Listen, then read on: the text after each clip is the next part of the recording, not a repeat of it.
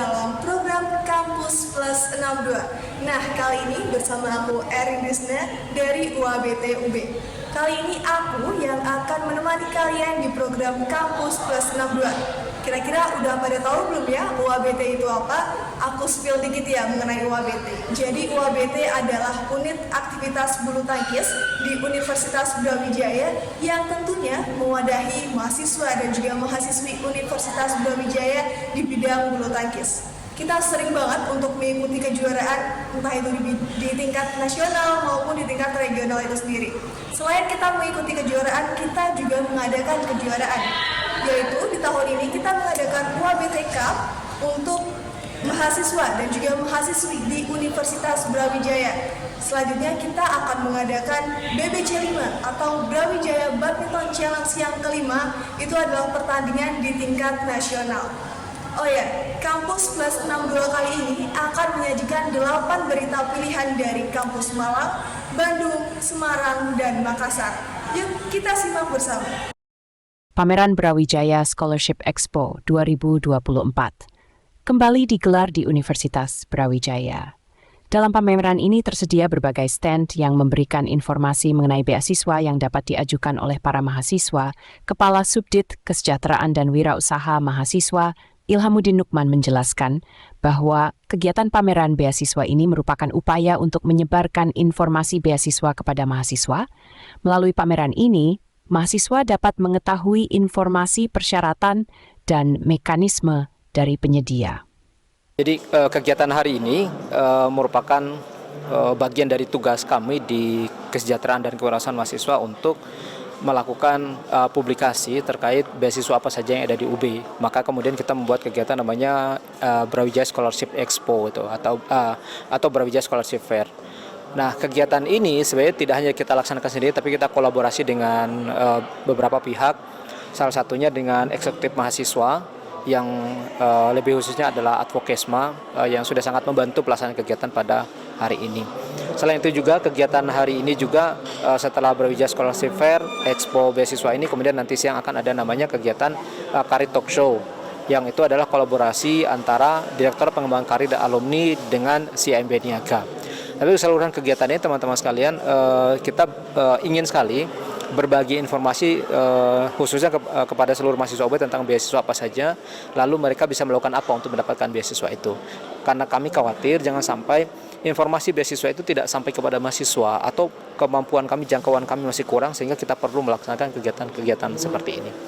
Dalam kegiatan tersebut, Ketua Pelaksana Marzuki juga menjelaskan bahwa stand-stand yang tersedia merupakan penyedia beasiswa yang akan menjelaskan beasiswa yang mereka tawarkan. Selain itu, panitia juga menghadirkan sesi talk show karir sebagai informasi tambahan bagi mahasiswa setelah lulus kuliah. Jadi Scholarship Fair sendiri menyelenggarakan atau kita sebagai jembatan yang mempertemukan penyelenggara beasiswa dengan para calon penerima beasiswa. Bisa lihat juga di samping belakang masnya juga yang kamera, ini banyak banget stand-stand beasiswa yang nantinya akan dipertemukan kepada para calon penerima beasiswa di dalam audiensnya tadi. Itu.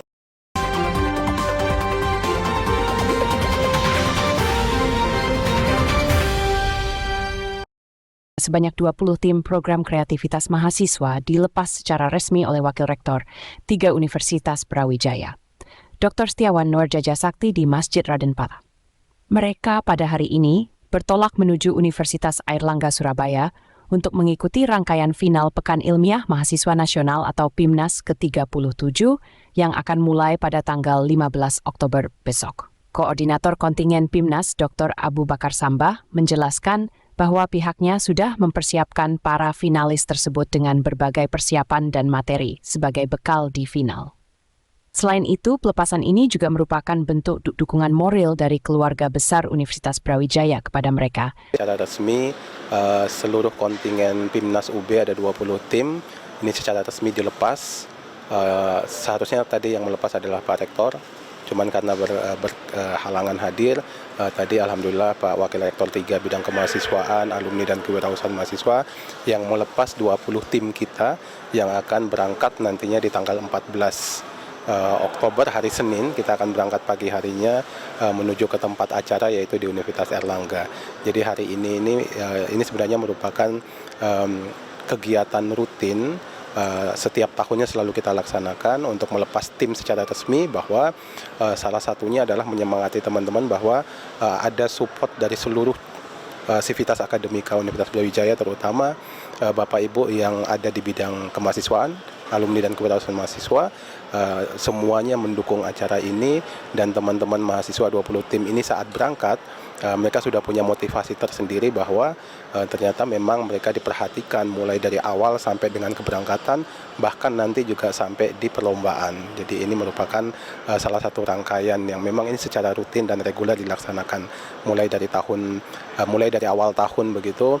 Kita menyiapkan proposal, kemudian laporan kemajuan, laporan akhir, sampai dengan PIMNAS ini mempersiapkan tim secara teknis maupun non-teknis, kemudian secara konten maupun secara yang mungkin di luar itu, mulai dari bagaimana mempresentasikan sesuatu secara baik di hanya 10 menit, kemudian bagaimana menjawab pertanyaan-pertanyaan yang tidak berbelit tapi langsung to the point, kemudian bagaimana performa dan bagaimana mengatur intonasi saat presentasi, itu juga dilakukan oleh PKM Center UB. PIMNAS di Universitas Airlangga akan berlangsung mulai tanggal 15 hingga 18 Oktober 2024.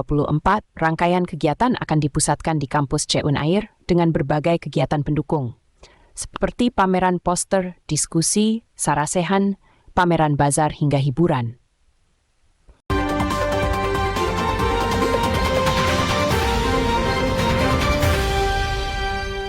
Ketua Departemen Ilmu Perpustakaan via UB, Dr. Farida Nurani menjelaskan bahwa pemanfaatan artificial intelligence saat ini makin sering terjadi dalam berbagai bidang. Saat ini sudah memanfaatkan artificial intelligence untuk memudahkan dalam bekerja. Namun hal ini tidak dapat menghapus peran penting manusia sebagai aktor dalam perubahan sosial. Untuk itu pihaknya menggelar program 3-in-1 yang membahas hal tersebut. Farida berharap pemanfaatan artificial intelligence tetap mengedepankan etika dan lainnya, sehingga keseimbangan teknologi dan sosial tetap terjaga.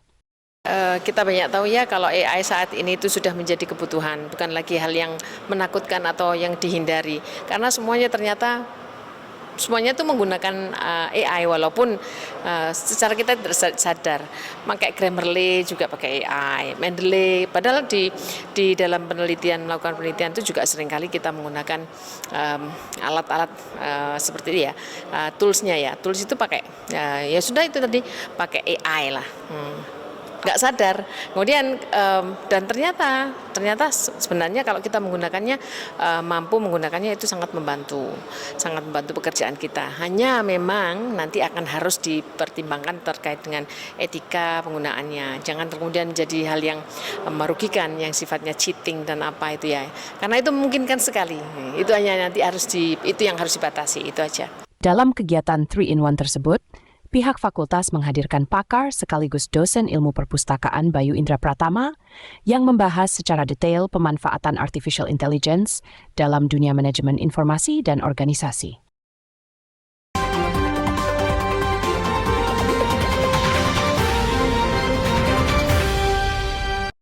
Peneliti sekaligus guru besar Fakultas Kedokteran Gigi Universitas Padjadjaran, Profesor Dr. Amalia hadirkan penelitian mengenai dampak merokok dan pengurangan bahaya merokok di roh mulut, terutama pada kesehatan gigi dan pendukung gigi. Profesor Amalia menjelaskan beralih ke produk alternatif terbukti mengurangi efek negatif merokok. Namun, dirinya menganjurkan untuk berhenti merokok, sebab penggunaan produk alternatif vape masih memiliki dampak buruk terhadap kesehatan gusi dan jaringan pendukung gigi. Betul, ini produk dapat menjadi alternatif, tetapi bukan bebas risiko. Jadi pesan saya bahwa walaupun produk ini rendah risiko, tapi tetap ada risikonya. Goal atau tujuan yang terbaik bagi perokok adalah berhenti langsung. Tetapi bila tidak dapat, bisa beralih. Akan tetapi tetap yang terbaik adalah tidak merokok dan tidak menggunakan produk alternatif. Hari ini insya Allah saya akan membahas mengenai Smile Study atau penelitian mengenai dampak merokok dan pengurangan bahaya merokok di rongga mulut. terutama pada kesehatan gigi dan pendukung gigi. Hasilnya masih dalam tahap analisis, tetapi ada beberapa subset data yang sudah dapat diperlihatkan hasilnya, yaitu hasil dari penelitian 3 bulan serta periode 6 dan 1 tahun, dan hasilnya ternyata sesuai dengan dugaan, yaitu beralih kepada produk alternatif ternyata betul mengurangi bahaya atau efek merugikan dari merokok. Penelitian ini merupakan hasil kolaborasi internasional antara Polandia, Italia, Moldova, dan Indonesia yang juga merupakan hasil dari Smile Study. Untuk mengetahui lebih lengkap mengenai diseminasi hasil riset ini, Anda dapat menyaksikan program Heart Talk dari Jatinangor, Sumedang. Tim Liputan Divya Unpad TV melaporkan untuk UB TV.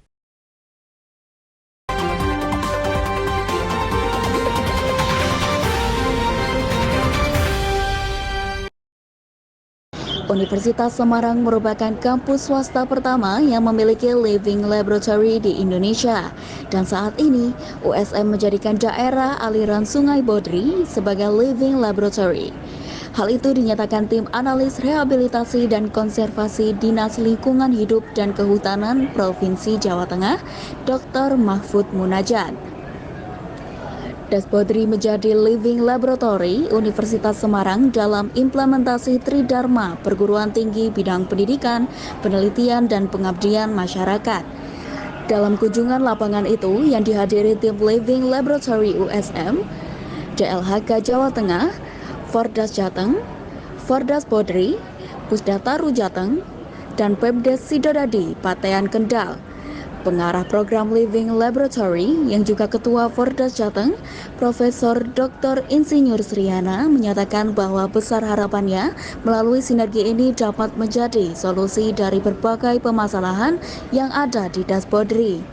Saya selaku Ketua Forum yang ada di Jawa Tengah ini ingin melibatkan peran para pihak, salah satunya adalah USM sebagai perguruan tinggi, dan ini sebagai salah satu perguruan tinggi yang mempunyai namanya living laboratory. Harapan kita ini sebagai suatu role model, sebagai suatu role model bahwa ternyata USM sudah punya peran di dalam mewujudkan namanya Sustainable Development Goal, sesuai dengan PP 59 tahun 2017 ini. Nah, setelah itu potret awal ini sudah diketahui, kemudian dilakukan apakah itu riset, ada suatu edukasi, lalu ada pengabdian masyarakat, baru dilanjutkan ada gerakan berikutnya. Nah, harapan kita sekali lagi nanti begitu hasil penelitiannya yang dilakukan oleh USM nanti bisa diaplikasikan di Dasbodri. Dasbodri memiliki luasan sebesar 65.000 hektar yang terdiri atas 4 kabupaten, yaitu Kendal, Temanggung, Kabupaten Semarang, dan Wonosobo. Di Jawa Tengah terdapat 202 daerah aliran sungai dari 35 kabupaten dan kota. Saat ini tercatat ada 1.500 hektar lahan tanaman jagung dan menjadi persoalan yang belum bisa terpecahkan. Ketua Living Laboratory USM, Profesor Dr. Insinyur Haslina MSI mengatakan pendirian Living Laboratory USM ini atas prakarsa dari Rektor USM dan Profesor Sriana yang akan menjadikan kawasan Dasbodri di Kabupaten Kendal sebagai Living Laboratory untuk implementasi Tridharma Perguruan Tinggi bidang pendidikan, penelitian, dan pengabdian masyarakat. Karena USM akan menjadikan Dasbodri ini sebagai living laboratory untuk implementasi Tridharma Perguruan Tinggi yang meliputi penelitian, pengabdian, dan juga tentu bisa sebagai wadah untuk KKN tematik.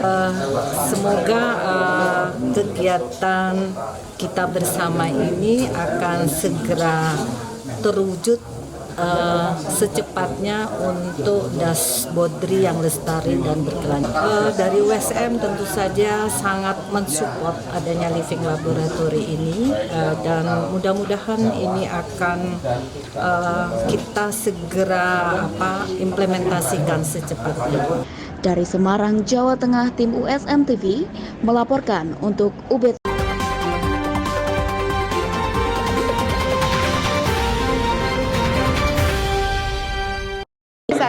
sedang berada di GOR area Unhas. Nah, saat ini kita sedang mengadakan seminar dan ekspo produk KKN Unhas gelombang 112.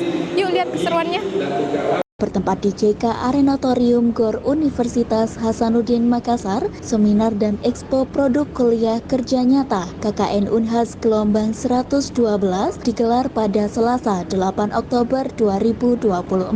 Kegiatan ini merupakan gelaran ketiga yang diselenggarakan oleh Universitas Hasanuddin untuk menampilkan berbagai hasil karya mahasiswa KKN yang diberikan kepada masyarakat di berbagai daerah penempatan. Dalam ekspo ini, sejumlah booth menampilkan produk inovatif mahasiswa berdasarkan kabupaten penempatan KKN dan karya-karya mereka dibagi berdasarkan tema-tema khusus. Kegiatan ini juga dilengkapi dengan seminar yang menghadirkan beberapa pembicara, termasuk Wakil Rektor Bidang Akademik dan Kemahasiswaan Unhas, Asisten 1 Kabupaten Sinjai, KPU Provinsi Sulawesi Selatan, serta Direktur Eksternal Relations PT Vale Indonesia. Wakil Rektor Bidang Akademik dan Kemahasiswaan, Profesor Ruslin, menekankan harapannya agar karya-karya inovatif mahasiswa KKN bisa dihilirisasi dan diteruskan oleh mitra-mitra yang terlibat untuk memberikan manfaat yang lebih luas bagi masyarakat.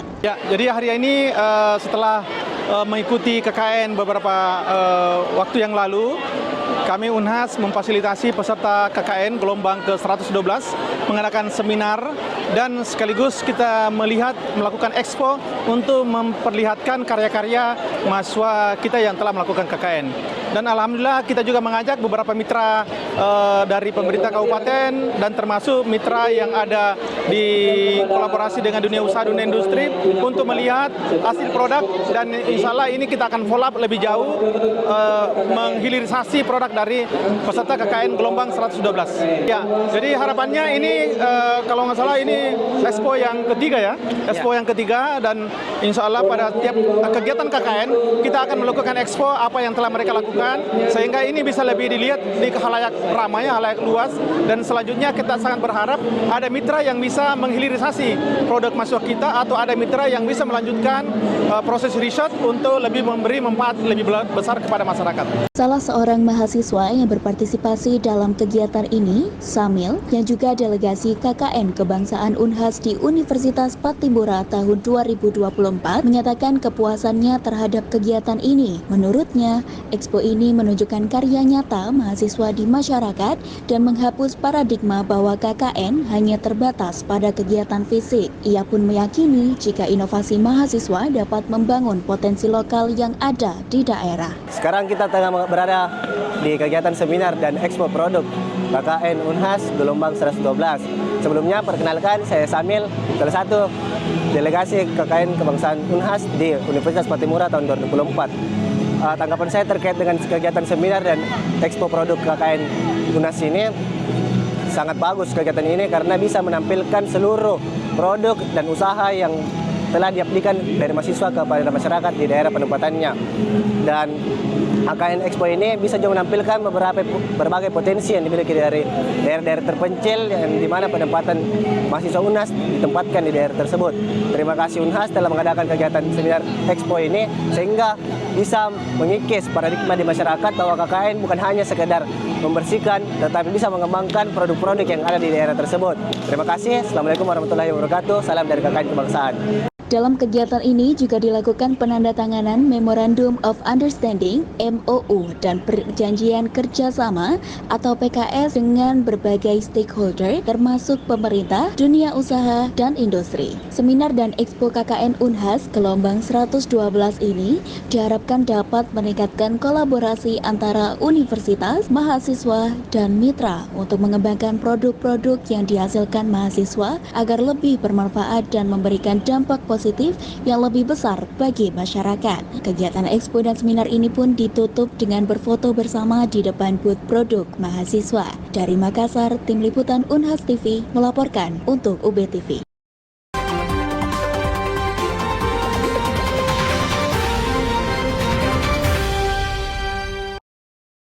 Fakultas Hukum Universitas Hasanuddin bekerja sama dengan Kejaksaan Tinggi Sulawesi Selatan mengadakan Focus Group Discussion atau FGD dengan tema Quo Vadis Eksistensi Jaksa Pengacara Negara. Kegiatan yang berlangsung di Aula Baruga Adiaksa, lantai 8 Kantor Kejaksaan Tinggi Sulawesi Selatan, Rabu 9 Oktober 2024 ini dihadiri oleh Kepala Kejaksaan Tinggi atau Kajati Sulawesi Selatan, Agus Salim SHMH, yang juga merupakan keynote speaker dalam FGD ini. Menurut Agus Salim, kolaborasi antara institusi pendidikan dan lembaga penegak hukum akan memperkuat pemahaman hukum di masyarakat. Baru saja saya melakukan keynote speaker dalam kegiatan acara forum FGD yang kita ngambil tema Quo Vadis Eksistensi Jaksa Pengacara Negara.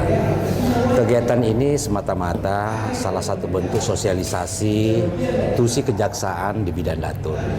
Kami akan menggandeng dunia-dunia kampus agar supaya sinergi antara praktisi dengan para pakar kampus itu kita update terus. Salah satu tusi Datun itu seperti saya sampaikan tadi bahwa ada namanya tusi pelayanan hukum. Ada juga namanya bantuan hukum, ada tindakan hukum lain. Saya memaknai bahwa tusi kejaksaan khususnya sebagai jaksa pengacara negara tersirat di dalamnya adanya unsur-unsur pencegahan di dalamnya. Sehingga dari dunia kampus nanti akan mensosialisasikan. Kalau kejaksaan mensosialisasikan terkait jaksa pengacara negara, publik akan menanggapi itu tidak berimbang. Biarlah dunia kampus akan mensosialisasikan seberapa jauh tusi dari kejaksaan di bidang Datun. Kira-kira begitu. Selain Kajati Sulsel, sejumlah pembicara turut mengungkapkan buah pikirannya, seperti Dekan Fakultas Hukum Unhas, Profesor Dr. Hamzah Halim SH.MH MAP, Guru Besar Ilmu Hukum Pidana Unhas, Profesor Dr. M. Syukri Akub SH.MH, dan Guru Besar Fakultas Hukum UMI, Profesor Dr. Haji Syahrudin Nawi SH.MH. Dekan Fakultas Hukum Unhas, Profesor Dr. Hamzah Halim SH.MH MAP, mempertegas pernyataan bahwa jaksa sebagai pengacara negara bukan sebagai pengacara pemerintah. Menurutnya, jaksa diberi kewenangan sebagai pengacara negara karena kepentingan negara, dan kepentingan negara yang dimaksud adalah kepentingan rakyat. Ya, di undang-undang nomenklaturnya adalah sebagai pengacara negara, bukan pengacara pemerintah. Karena dalam konteks ilmu negara, ketatanegaraan dan administrasi negara sangat berbeda makna antara pemerintah dengan negara. Ya kan? Pemerintah itu lebih kepada hanya aspek eksekutif dari negara. Sementara dalam negara kalau trias politika ada yudikatif dan legislatif. Nah, pemaknaannya kenapa negara? Karena basisnya pada kepentingan. Siapa itu negara? Pemiliknya adalah rakyat. Iya kan? Kedaulatan ada di tangan rakyat. Undang-undang dasar bilang begitu. Iya kan? Berarti ketika ada kepentingan yang merugikan negara, maka itu kepentingan rakyat. Maka jaksa sebagai pengacara negara, maka jaksa harus memastikan bahwa negara tidak boleh dirugikan atau tidak boleh rugi gitu. Karena pada hakikatnya yang rugi adalah rakyat. Gitu. FGD yang dimoderatori Ketua Pusat Kajian Kejaksaan Fakultas Hukum Unhas, Fajrul Rahman Jurdi ini menghadirkan 18 penanggap yang terdiri dari praktisi hukum dan akademisi dan para dekan serta kepala departemen dari Universitas Sulawesi Selatan. Para penanggap kemudian akan mengumpulkan makalah mengenai tema kegiatan FGD ini, yaitu Quo Vadis Eksistensi Jaksa Pengacara Negara, untuk kemudian disusun menjadi buku. Dari Makassar, tim liputan Unhas TV melaporkan untuk UB TV.